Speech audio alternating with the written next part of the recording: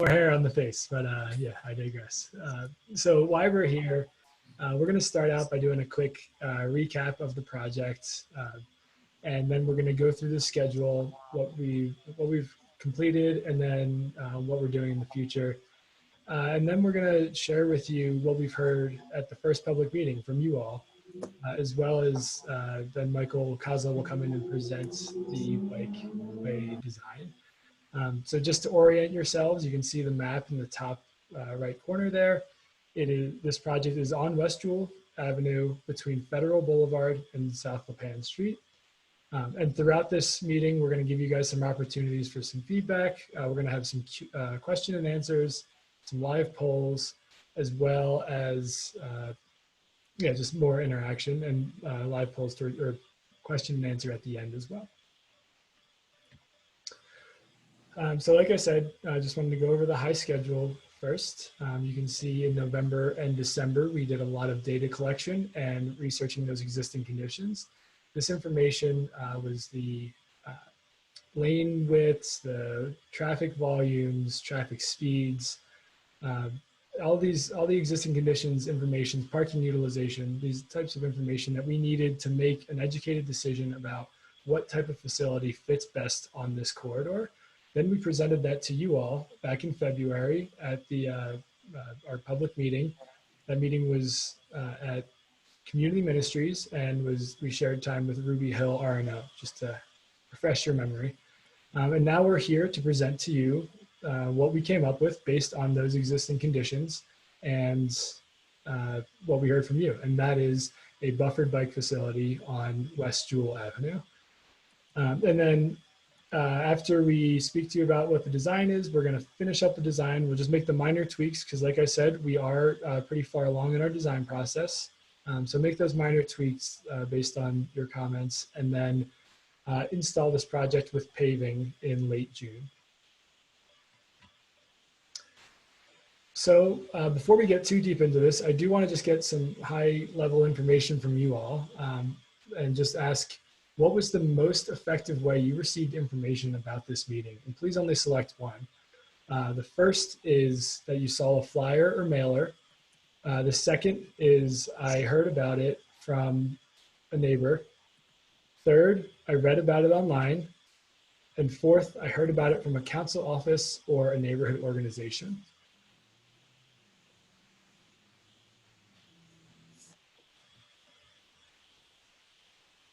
Great. So now we're going to see what those results are based on your responses.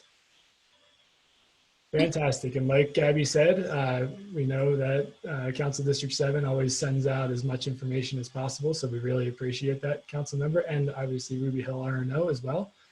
And this information is just really helpful for us to know what the best way is to communicate with you, how to reach out to you about these public meetings, whether virtual or at some point in the future, the in-person meetings as well. Oops. So this project has been around for almost 10 years now. You can see it was originally identified in Denver Moves Bikes. That was a plan that was created in 2011 to create a citywide bicycle network. We used a lot of that similar existing conditions that we talked about for how we identified this corridor, but on a much higher level. So land uses, again, potential street widths, and estimated average daily travel of vehicles on the corridor. We then revisited that plan in 2015 to confirm that what we had ID'd in 2011 still made sense. Some of those lanes, the bike lanes, may have shifted a couple blocks, some were added, and even some were removed. And then in 2017, we published the Vision Zero Action Plan. And while this project isn't listed as a specific project in that action plan doesn't list out truly any specific projects, the goal of that plan correlates directly with what the goal of this project is, and that is to reduce traffic fatalities and serious injuries by 2030. From there, we developed the Denver Right Plan, also known as Blueprint Denver, and this plan was developed over 3 years. It's the Transportation and Land Use Master Plan of the city. In all of 4 of these plans, we did have a lot of public involvement to confirm that you all are seeing the same things we are. In this one especially, we made sure there's a lot of public involvement to make sure that we're making the right decisions for you all and for the city. And then lastly, we took our network and overlaid it with the paving network to see where we could get these one build installs. One build installs meaning that we are doing as much work on a corridor at the same time as possible. The reason why we want to do these one build installs is not only is it cost effective, but it also helps you guys out by not closing your street more than once every few years. So trying to really eliminate that, any sort of effect that could have. From all of these plans, we really had a repeat voice of these same community values we keep hearing. And that is, again, safer streets. This project, again, focuses on safer streets by allowing transportation choice for all, meaning no matter how you want to get to work or wherever your destination is, you can take any mode of transportation you like, and it'll still be safe, convenient, predictable, and connected. And another goal was trying to reduce congestion management. This project also helps with that reduction of congestion management by getting people that are currently driving that would like to ride a bike but don't currently have that opportunity to hop in that bike lane because it's being installed. And then fourthly is equity. We are just making sure that we're doing these types of projects all over the city. We don't want to focus on just one area. We want to make sure everyone has the same opportunity no matter where they are, where they're from. And lastly, sustainability. Again, with that reduced congestion, this will also reduce our carbon footprint. So like I said, we do have a Vision Zero goal to achieve 0 traffic fatalities and serious injuries by 2030. And as you can see right now, that's not the way we're trending. And projects like this are going to reverse this trend. So you can see in 2019 alone, we had 71 traffic fatalities, which is unacceptable. And we are working our best to make sure that these numbers go down in the future. And you can see some people may ask, well, do the fatalities correlate with the increased population? And there is some relation there, but you can see the population is increasing at about 16% in Denver, which again is significant. We've all seen it over the last 10 years, but the fatalities are increasing at 60% in a similar time frame. So it's not a direct correlation.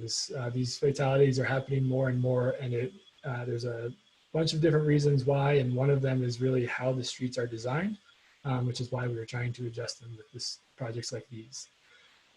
And then there's also the mayor's mobility action plan goals. That is to increase ridership of cyclists as well as pedestrians by up to 15%, using that as their primary mode of transportation, meaning they won't be using a vehicle as their primary mode. This again reduces that congestion. And then lastly, once again, really trying to hammer this home, we're really focusing on getting those fatalities down to 0 by 2030. So who specifically is this project for? Dr. Cog conducted a study of people about how interested they are riding bicycles, or if they're confident riding a bicycle. And what we've heard is there's about 16% of the city that is highly confident or somewhat confident in riding on the existing network. But there is a much bigger group in that almost 60% that are interested in riding their bikes regularly, but they're concerned because of the existing network that we're providing to them. So we want to make sure that the more facilities we build, the more of that 60% we can really allow to get out and get on the road on their bike. And with all of this said, there is no way we are trying to take anybody out of the car that doesn't want to get out of their car. If there's a driver that says we are doing this, we are sticking with the car, that is completely fine. We understand that. We just want to make sure that everyone has that option. So if someone says, I definitely want a bike, they have the opportunity to do so. And you can see in the table on the right, our comfort scale based on volumes and speeds of vehicles on a corridor, what type of facility should be installed. to make someone feel comfortable riding on that corridor. You can see West Jewell fits just about in that bike lane to buffered bike lane category, but it's right on the brink of potentially needing separation. So one of the benefits of installing a buffered facility at the current state is if we do see volumes and speeds increase, we can then upgrade to a protected facility. Sorry, lost my train of thought. Upgrade to a protected facility just by adding vertical elements. And with that, I'm going to jump it back over to Gabby for a quick Q&A session. And I think Gabby's muted. So. Oh, there we go. We got unmuted. Sorry. See, technical questions, technical problems. Hello again, everybody. We have received some pretty good questions so far. Again, we're going to be answering about questions for about 5 minutes or so. So please ask away. This team is ready to answer any tough questions that you might throw at us. The first one that we have, Mike King, would be a great one for you. This is coming from Anita, and she's asking, will this bike lane connect to an existing facility? That's a great question, Anita. And one of the reasons why we are focusing on this area, because currently there are no existing facilities in this neighborhood. So we're going to treat this project as a backbone facility to then build off of. And we have a slide coming up in the next segment to really show you that connection. And Mike, just sort of as a follow-up, what kind of, do you know of any upcoming facilities, like future facilities that we'll have? So I know South Zuni has a bike lane plan for it, heading south of West Jewell. That is a project identified to be installed with paving. I believe, and I may not quote me on this, but 2021, 2022 paving schedule around there. I always remember with our paving schedules, there's a chance for fluctuation based on weather, utility work of about a year. Once we're in the current year, like 2020, there's not that big of fluctuation. It's more monthly, but farther down the line, it gets to be almost annual fluctuation. Will this facility connect to Platte River Trail? Not at this current moment. I do know that our Parks Department is working on identifying funding to start a project to create a connection at the West Jewell intersection with the South Platte River Drive to get to South Platte River Trail. Excellent. But that there is no, just the caveat, there are no schedules on that yet. They are still looking for funding. It is definitely a goal of the city, but we don't have a schedule yet. Excellent, thank you. Mike King, another one for you. Why weren't you able to implement this project sooner? That is a good question. Honestly, it had to do with funding over the last 3 years. We received a significant increase in funding over the last 3 to 5 years for our bike facility program. Prior to that, it was really only following paving at all times. And the reason why this one specifically was identified was, again, it maintained that following paving process.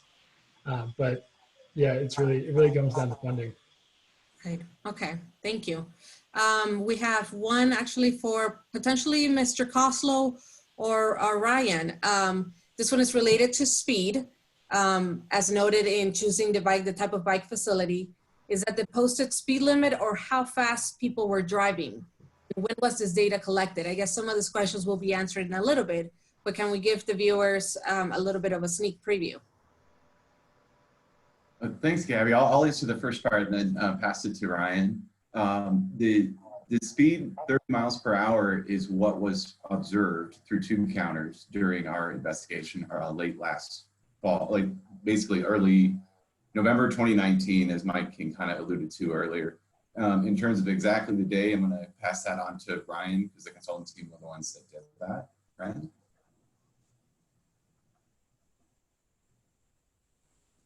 We will find out exactly what.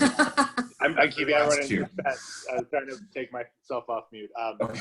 They were collected on November 7th, and depending on where we were at along the corridor, the segment furthest to the east there, that average speed was about 27, so a little less than the posted speed limit. And as you head a little further east or further west, the speed's actually dropped a little. The mean speed is 24 miles an hour at Bryant. So it just depends on where we're looking. Excellent, thank you. We have a general sort of a comment question, and I'll be happy to answer. This one is from Randy. Randy, can we get copies of the slides after the call? Presentation materials, Randy, will be uploaded on the website for the bike paving program. So if you missed it at the beginning, basically it is, the bit.ly for it is bit.ly/bike paving. All the information from not just this meeting, from the other ones as well, will be posted there as well, including the transcript, not the transcript, but the video of this presentation as well. All right, let's see. We have another one for Mr. Koslow. Will this bike facility connect to Ruby Hill Park? Thanks, Gabby. That's a great question, because there are a lot of events that happen at Ruby Hill Park. There's also that bike training course at Ruby Hill Park. So yes, absolutely.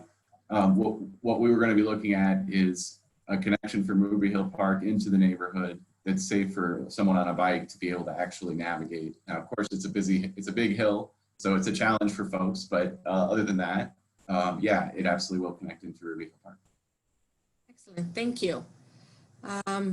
Let's see, do we have, I guess, well, so we have 2 more segments, Q&A segments coming up, so definitely keep asking your questions away. Right now, let's delve a little bit more into the existing conditions, and then further in the presentation, we're gonna go into the technical aspects, because we're seeing a lot of questions regarding that. So with that, let me transfer it back over to Mr. King. Again, we'll be talking to us about the existing conditions and what we heard at the first Ruby Hill meeting. Mike? Great, thank you, Gabby. And to reiterate what Gabby said, we appreciate you all asking questions, and I'm impressed with the questions you're asking, because they will be covered in the presentation. So I'm happy that we're all on the same page here. And this slide specifically, I think, answers a lot of these questions. So this is just an overview of the land use and connections that are available with this installation of this project. Firstly, it does connect to Ruby Hill Park. That specifically grants access to that Ruby Hill Bike Park, which I think is a great location to bike to. It's one of the few bike parks in the city. And then it also will run parallel to Schmidt Elementary School. So we're not just focusing on how people get to work. I know I said that a decent amount, but we're also trying to get students to ride their bikes to school in a comfortable fashion. And then this also will grant some access to the commercial areas along Federal Boulevard at that intersection of West Jewell. And again, to reiterate what Anita's question was previously, this does connect to proposed bike lanes, not anything existing yet. Specifically that South Zunai project that I had identified, saying that will be installed in paving in the future, as well as an extension to this project. In the near future, we're going to look at extending this to the city limits as well. The other kind of goal that this project achieves is filling a gap in the network. Again, it's a backbone project. There's not a lot of facilities down here. The next closest facility is a half a mile away on West Florida Avenue. This is, while a half mile doesn't seem like a lot for a driver, it really can change the decision-making of a cyclist if they're going to use that for their mode of transportation. And then lastly, it's a quality connection. It travels through a neighborhood rather than on major streets that are in the area, such as Evans. And with that, I do want to ask one more question of you all, and just want to know how you interact with West Jewell. So why do you drive, walk, bike on West Jewell Avenue most often? And again, just answer one question, please, or one answer. The first answer being, I live along West Jewell Avenue or close to it. I work along West Jewell Avenue or close to it. Number 3 is I access shops or restaurants on West Jewell Avenue. 4 is myself or someone in my family goes to school on or along West Jewell Avenue. 5 is I ride or walk along West Jewell Avenue to get to the South Platte River Trail. 6, I ride my bike or walk on West Jewell Avenue for recreation. And 7, none of the above. If we can have that poll pop up, I'll let you guys all fill that out.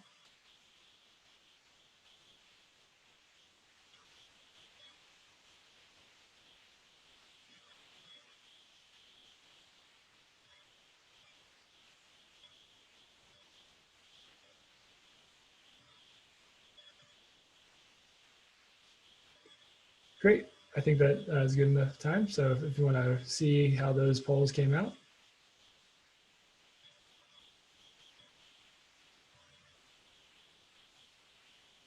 Excellent. So it looks like we have a kind of a scattering about a few of these different options. And the one that did rise to the top is riding your bike for recreation, which is another good point. I've been speaking a lot about trying to get to your destination, getting from A to B, but there's also people that just want to ride their bike and just enjoy time outside. So thank you for voting and reminding me that this isn't just for people trying to get to their destinations.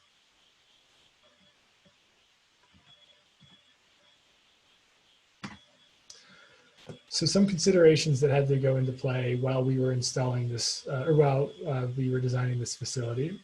First, the parking impacts.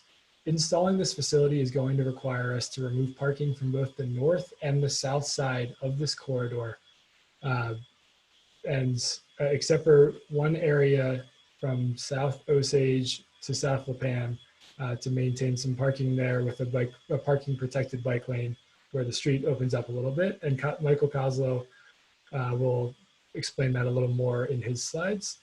But the reason being is really the low parking use. This corridor was parked out at about 6% utilization at 5 a.m. on, I believe it was February 6th of this year. And the reason why we did a 5 a.m. count is because that is when residents are most frequently parking at their home, according to our parking team. And just to give you an idea of what the totals are there, that 6%, there's about 330 spaces totally available, and 20 of them were used in that time frame. And then there's also a turn lane impact. Sorry, let me just get some more. Sorry, a lot of talking today. So the turn lane impact, there's the right turn if you're heading westbound on Federal to take a right to go northbound. You're heading westbound on Jewell to take a right to go northbound on Federal. That turn lane is being merged with the through lane. And again, the reason being was just due to low utilization.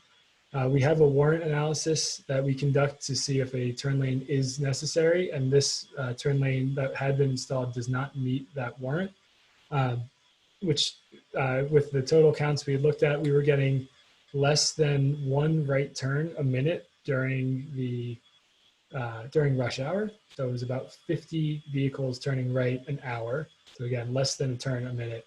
So it won't affect that through travel lane significantly.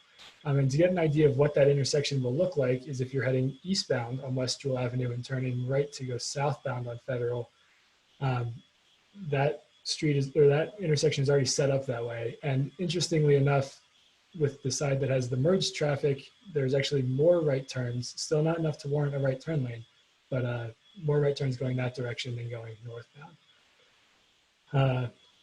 And with the lack of parking, there are much wider travel lanes. The travel lanes already are about 13 feet wide with an additional 8 feet of parking that's wide open. And Michael will get a little deeper into what the existing conditions look like on this corridor. But just to put that into perspective, that's about 21 feet of available street space. Whereas on the highways on I-25 or I-70, travel lanes average at about 12 feet. And that allows you to allows you to drive at higher speeds. So imagine what you could do with 21 feet. And then again, this creates benefits beyond bikes as well. It narrows that travel lane back down to reduce speeding on this corridor. And unfortunately, in the last couple of years, there was a fatal crash involving a pedestrian and a driver. The driver had exited the travel lane and actually hit the pedestrian on the sidewalk. So this buffered bike lane not only creates a buffer for cyclists, but it also creates a buffer for that sidewalk as well.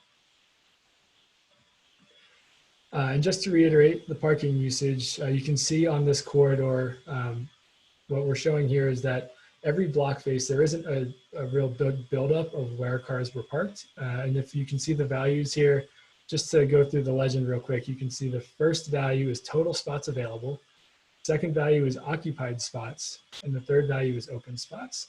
And our threshold for really looking at how we interact with the parking is if it exceeds 65%, then we will try and look at some sort of parking mitigation if necessary. But in this case, the cross streets were also very similar. So the removal of parking shouldn't have too great of an effect in this neighborhood. And then so here's just a little more reiteration about why a lightly parked corridor is unsafe for cyclists without any sort of painted facility. When there is a lightly parked corridor, cyclists tend to ride in the parking lane because it's much more comfortable. You're not riding in the drive lane with vehicles. And the problem is when that cyclist approaches a parked vehicle, they have to enter the drive lane, causing an unnecessary conflict between drivers and cyclists. So if you're exiting that parking lane, that's a very dangerous conflict because one, the cyclist may not see the driver, or vice versa, the driver may not see the cyclist, and that will, with the speeds that we've been seeing, that would cause a potential serious or fatal crash. And then with wide travel lanes, like I said, they just allows for faster speeds. And I know that, and as you can see here, we have about 20 mile an hour, different increments of 10 miles an hour, showing how the likelihood of a fatal or severe injury will occur at different speeds. And as Ryan had mentioned, in some portions of this facility, we were between that 20 and 30 mile an hour range, but there's also at our 85th percentile, we were seeing closer to 30, 31, 32 miles an hour as well. So we're trying to reduce that speed back down to a comfortable travel speed along this corridor. And with that, I think that ends my portion of the presentation. So I'm going to pass it back over to Gabby, and she'll run some question and answer for us. All right, so we're at another Q&A segment. Keep the questions coming. They are hot. Mr. Koslow, this one is for you from Peggy. Will this bike lane take away parking? My senior mom only has street parking. So what are some of the available opportunities for somebody that is potentially a senior citizen that would need parking on the corridor, that would need it in the corridor itself? Thanks, Gabby, for that question. Yeah, and yes, they did come up on other bike lane designs that we've, for example, West First Avenue a few years ago, we had the similar situation where someone that lives on the corridor, if you have a disability need to be able to have your car parked in front of your house, we are absolutely going to honor that.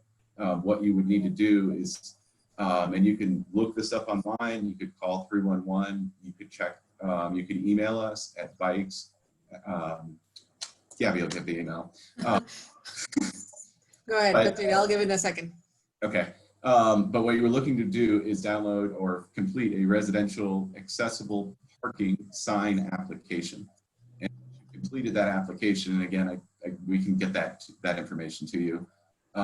It's a form that gets filled out by your doctor, and it basically says there's a need there for that parking space. So what we'll do, if we have a buffer with the bike facility, is we'll try to reduce, if we can keep the bike facility going through, we'll do that.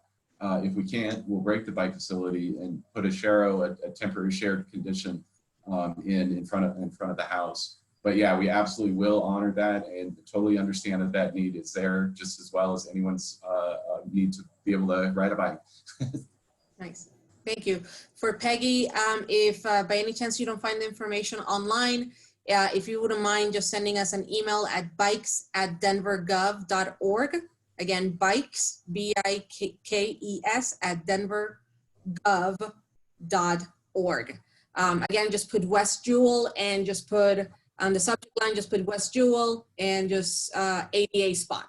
And our bike team will be gladly to help you out. Mr. Koslow, this is another one for you from Amy.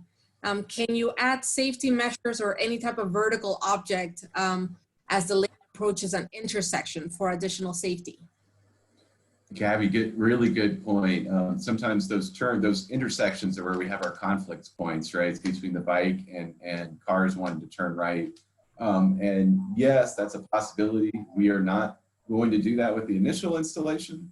However, as we monitor it, I'm doing right now with West Yale at Sheridan, we are introducing flex posts at that approach to that intersection. Basically what we're going to do is see how it's shaking out without those. And I think there's another question that will allude to some maintenance considerations for why we might not want to do that right now. But so yes, it's possible, but it is not initially planned to be included in the project. Awesome. For Mr. King, we have a question from Randy. This is a little bit similar to Anita's question at the beginning. However, Anita sort of was focused on existing facilities. Randy is asking, what are the east and west ends, and what would it be the future connections to the corridor right now? Yep, thanks Randy for that question. And just wanted to remind everybody, this is the first facility that's coming in this area. So we're gonna treat it kind of like that backbone from where we build off of. So as of right now, the eastbound side will terminate at La Pan right before South Platte River Drive with the eventual installation of that crossing at West Jewell over the South Platte River. The concern there is that it's being installed through the Parks Department and it's not fully funded yet. So that project hasn't come off the ground yet, which is why we're having it terminate at La Pan so that we're not just letting people drop off onto South Platte River Drive. That being said, if you are trying to get to the South Platte River Trail, you will have the opportunity to use this bike facility to then enter Ruby Hill Park and then use the West Florida Avenue bike lane to connect you to that South Platte River Trail. There is an entrance up there. So it's just a little bit of a safer connection, and honestly a more enjoyable ride because you're riding on the park trails. And then on the westbound, there is an extension planned as well. There is not a date set for that extension, but the end goal is to have this extend to city limits in the long term. Excellent, thank you. I think we have a couple more some time for additional questions. Back to Mr. Koslow from Gary.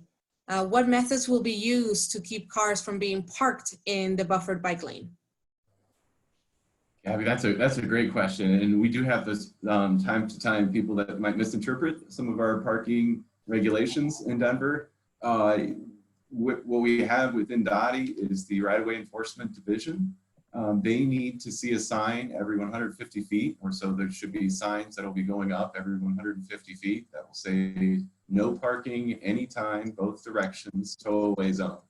So when you see, if you see someone who's parked in a location that has a sign that says no parking anytime, tow away zone, they're absolutely subjected to being towed as the sign indicates. The best way to go as a citizen is to call 311. When internal to DOTI, we do have a dispatch number, but we would hate to bother our otherwise very overwhelmed right-of-way enforcement staff who are dealing with lots of emergencies typically in Denver. So I would suggest that probably 311, if you see a car parked in the buffered bike lane, that's the best way to reach us to start to get that enforcement action if that's what's needed. All righty, and we have time for one more question. Let's see, a lot of good ones actually is coming up. Mr. King, did we analyze the parking, have we done the parking study during the school hours? Yes, we did. So our parking study consisted of 2 different days, or I guess 2 different weeks, I believe. I don't know the exact dates, but in November, we conducted parking studies at 6 a.m., noon, and I believe 3 p.m. Ryan Mulligan might have to correct me on that one, but then we revisited in February to go to 5 a.m. and 6 p.m. as well. But again, that 12 noon time was intentionally used to check for the commercial areas as well as the school. Sweet. So with that, let's get to the good stuff. Mr. Koslow, would you mind walking us through the more technical elements of the presentation of this project? Sorry. Sure, thanks, Gabby.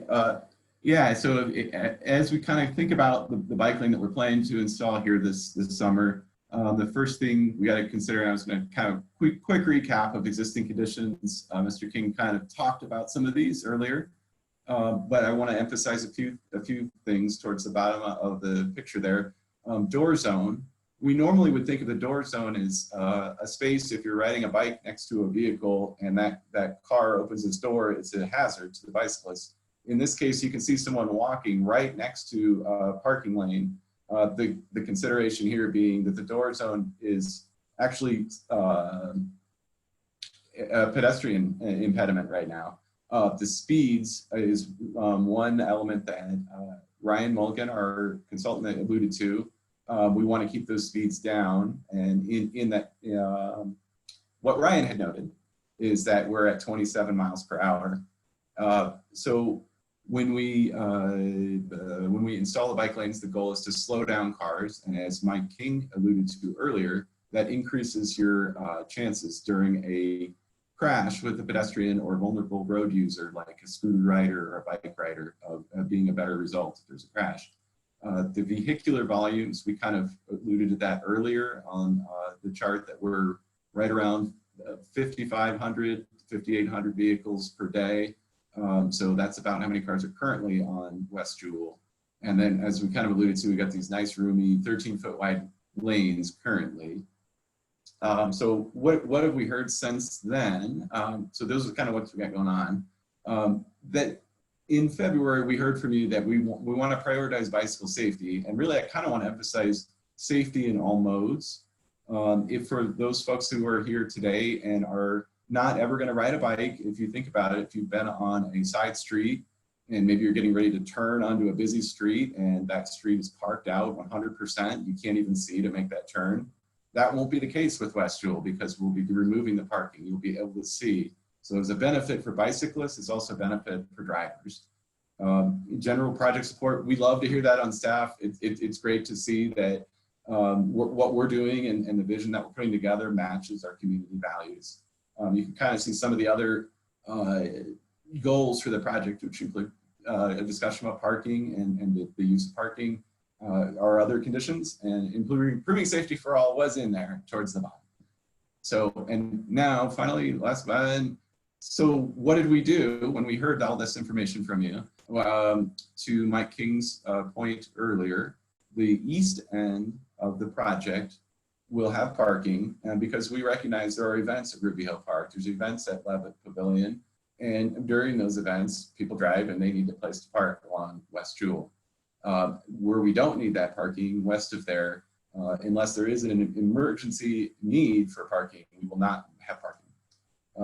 The bottom left, the bike connection, as Mike kind of alluded to, Mike King alluded to, there are a lot of connections that this facility will make. It would kind of hopefully cause some of the folks in Ruby Hill neighborhood or folks getting through Ruby Hill neighborhood to think, you know, maybe I could ride my bike on this road rather than having to go all the way up to Florida or, God forbid, ride their bike on Evans Avenue.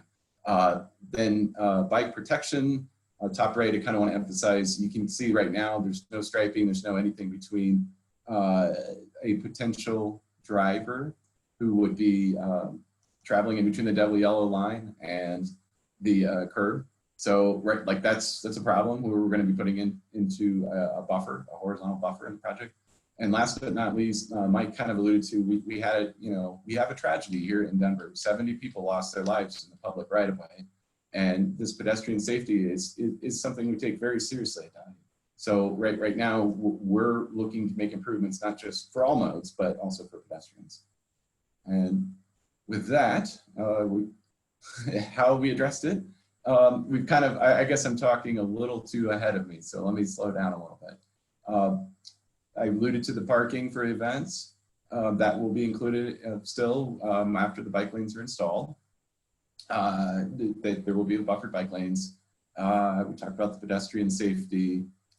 Also the connections. And yes, once again, as residents, and we were getting, many people are moving to Denver, and there's a fixed right of way. We're not planning to pave more of Denver. We're planning to make it so that people can get around within the network that we have right now. And that means using these other modes. So I really appreciate that folks are, as we recognize, we're trying to meet the needs of more and more people with a fixed amount of space. We appreciate that there's support on how to do that. So, I apologize that it's taken this long to get to this slide. You can see there are two. I'm kind of describe the final design for the striping of the bike lanes in two segments. So we're going from east to west. At the near Ruby Hill Park there and near the river, you can see a 7-foot parking lane. We've got 10-foot driving lanes. 6-foot bike lanes will be adjacent to the curb, and in between the parking or travel lane, we're looking at 1.5-foot buffers.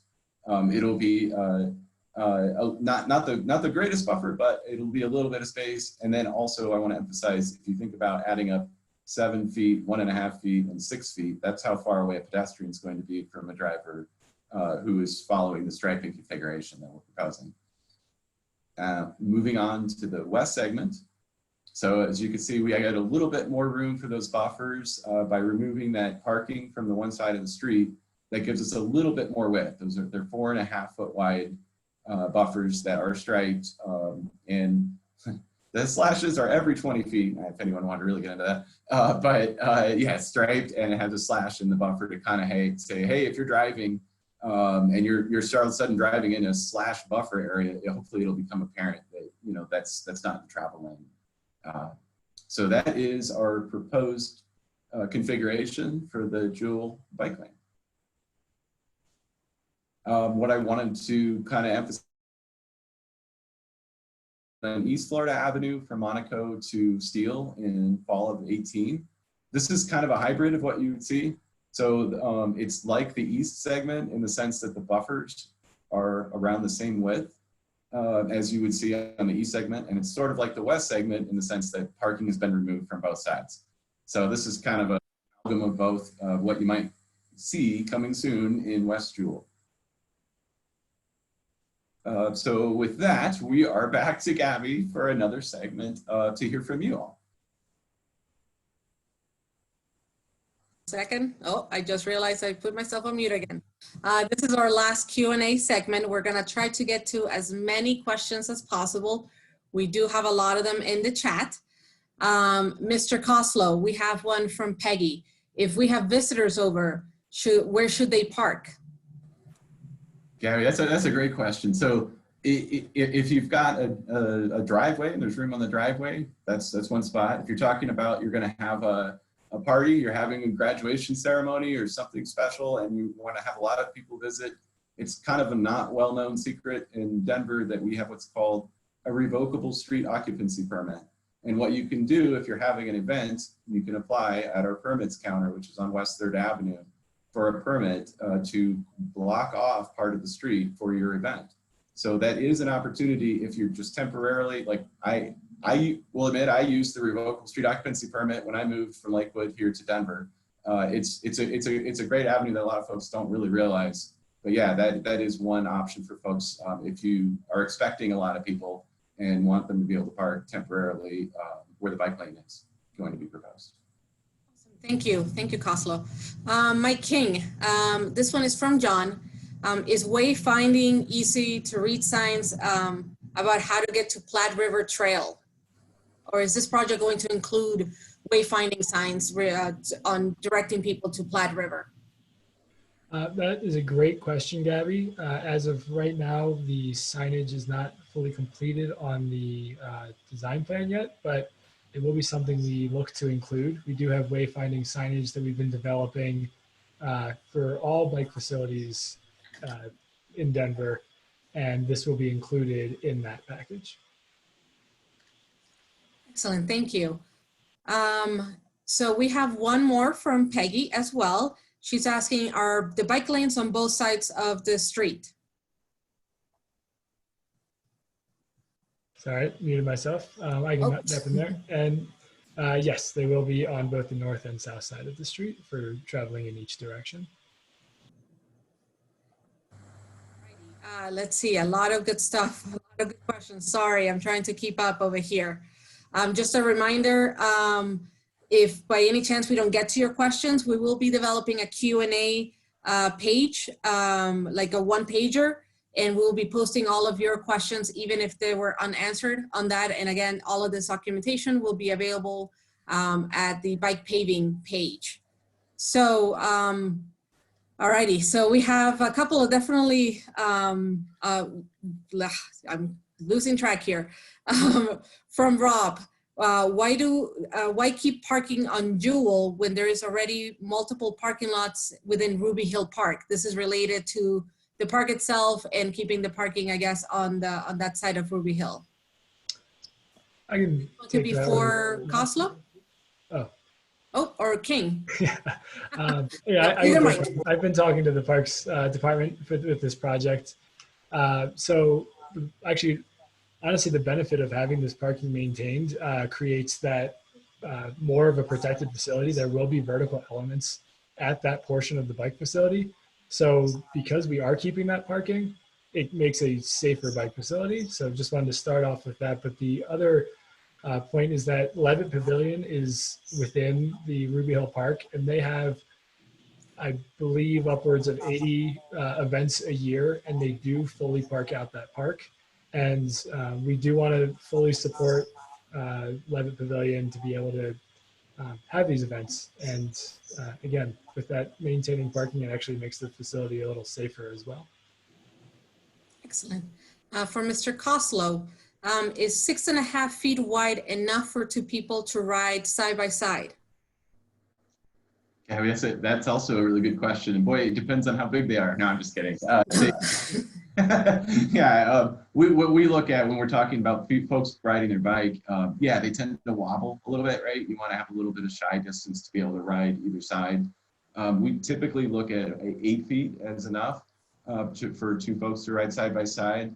But in this case, we look at it, if there's no vertical elements in between the travel lane and the bike lane, then two people riding a bike, one could be partly in the buffer, or they could be very gingerly riding in a 6.5 foot wide lane. Another one for you, Mr. Koslow. Another question about signs. Will there be an additional signage or visibility for cross traffic?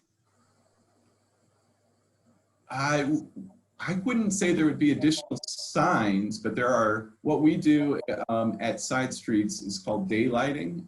And in this case, we're removing parking from the entire stretch of the road. So in other words, if parking were to be retained, we would pull that parked car lane back about 20 feet back from the intersection so that someone on a side street could see a little bit better if they wanted to make those turns. But in this case, we're removing all parking except for at that very east end. And I know for a fact, other than the entrance to Ruby Hill Park, we wouldn't have any side street challenges there in the location where we're keeping parking. All right, excellent. For Mr. King from Anita, will there be other safety improvements like adding stop signs or painted crosswalks to be through this project? That's a great question. So within this project, the funding is primarily for those bike facilities.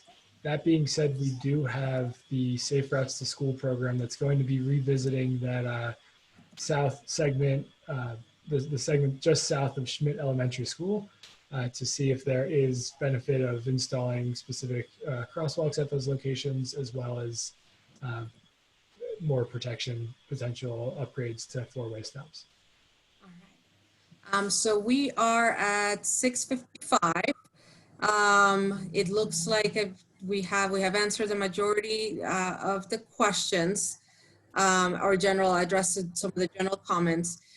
Just for Mike, would you mind going with us again through the construction schedule? What is next for this project?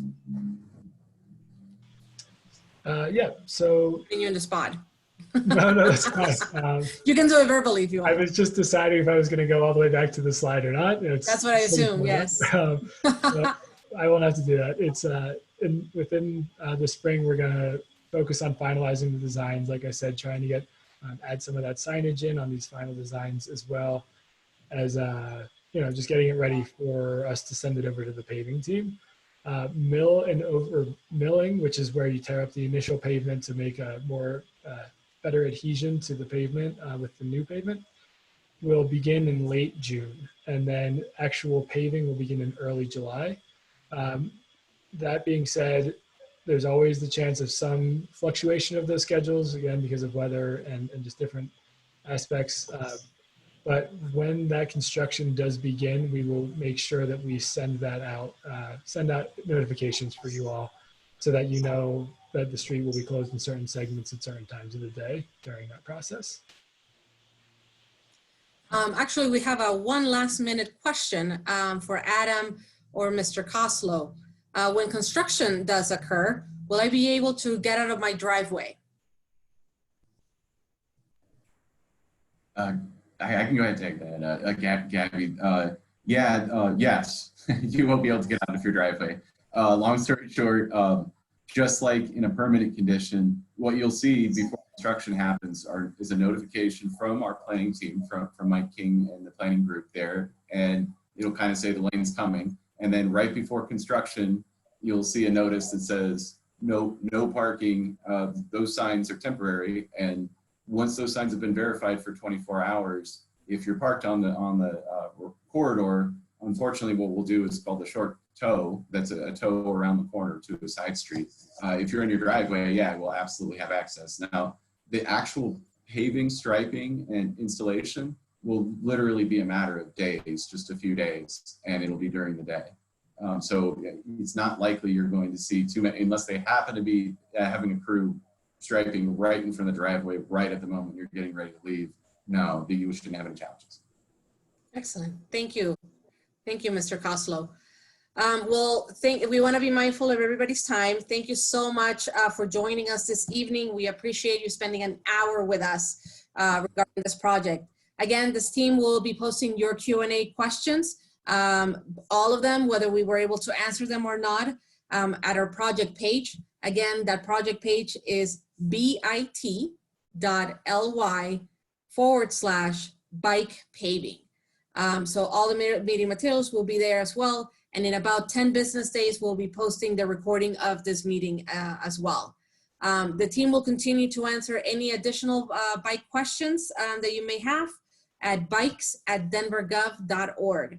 Thank you again for joining us, and hopefully we'll see you once this bike lane is open. Thanks.